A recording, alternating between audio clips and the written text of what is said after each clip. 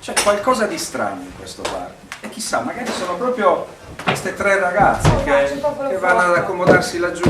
Chissà, magari facendo silenzio e prestando attenzione e spegnendo i telefonini, forse potremmo capire qualcosa di questa storia.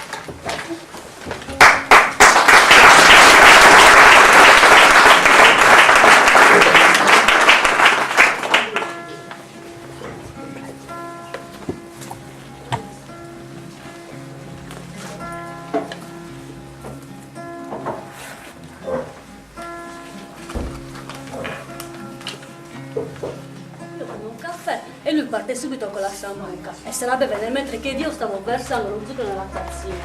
Poi ne ordina un'altra, un'altra e un'altra ancora. E dalla cabana embriaco, una pregungia.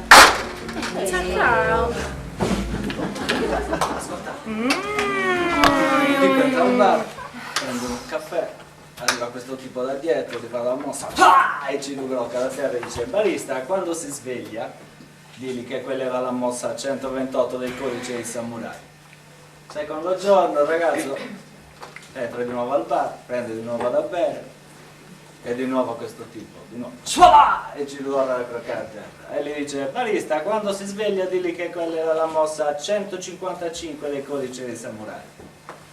Terzo giorno il ragazzo si fa furbo e si nasconde, entra il samurai, non vede nessuno, ordina da bere, arriva su Ippo dai lava, sa un groppo a terra, croccava, e lì dice: barista, quando si indicida? Chi si indicida? Non radica poi il suo che su 127. E ti sembra questo il momento di scherzare? Con su motto in domo. E poi è vecchia.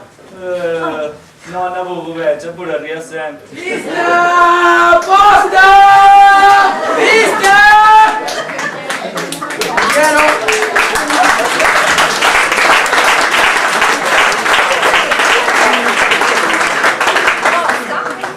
Alessandro è cristiano.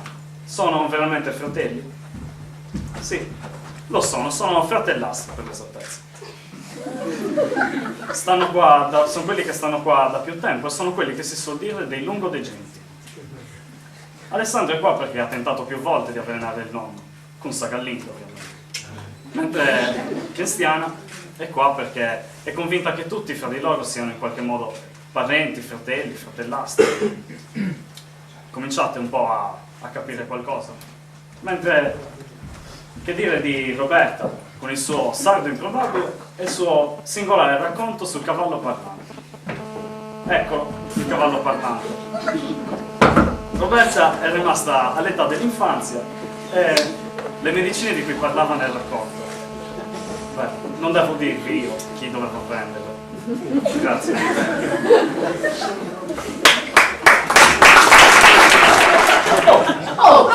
Perché siete ancora qua? Gli infermieri sono ancora arrivati? Matteo, basta, la farsa è finita. Che farsa? Sì, cara si Quale si parla. parla? Buona la prima, ma. Che prima? Sì, the show must go on. Oh, mica The Show Must Go On, mica vuol dire che è finita. E allora, piragotta, piragruva, ognuno a domo sua. Tanta bella, E hai già.